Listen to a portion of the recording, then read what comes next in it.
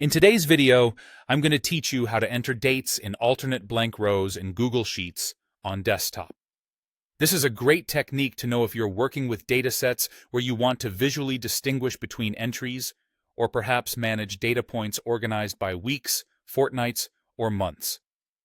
Let's dive right in and make your data management just a bit easier. First, start by opening your Google Sheet. Navigate to the specific sheet where you want to configure your spreadsheet with alternating dates. Once there, you'll need to select the very first cell where you want your initial date to appear.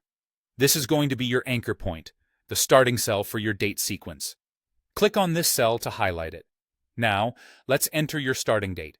In the cell you've selected, type in the date from which you'd like your sequence to begin.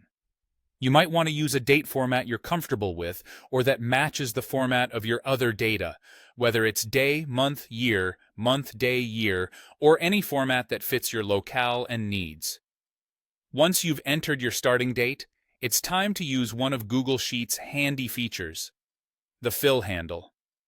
This little tool is a game changer when it comes to reducing repetitive data entry. Select the cell that contains your starting date once again, and now comes the crucial part. You'll want to find that small blue square at the bottom right corner of the cell. That's the fill handle. To fill dates in alternate rows, click and hold that fill handle. While doing this, press down and hold the Control key on your keyboard if you're using a PC, or the Command key if you're on a Mac. This tells Google Sheets that instead of filling every subsequent cell, you're looking to fill every second cell, leaving a blank in between. Start dragging the fill handle down over the range where you'd like your alternate dates to appear. You'll notice that only every other row is being filled with the dates, skipping a row neatly in between. This is particularly useful for organizing your data, creating gaps for additional data entry, or simply maintaining an organized visual structure in your spreadsheet.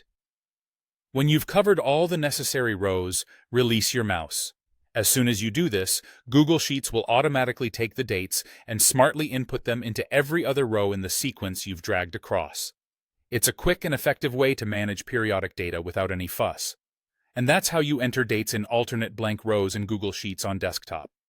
It's a skill that can save time and enhance the clarity of your spreadsheet, particularly useful when organizing complex data.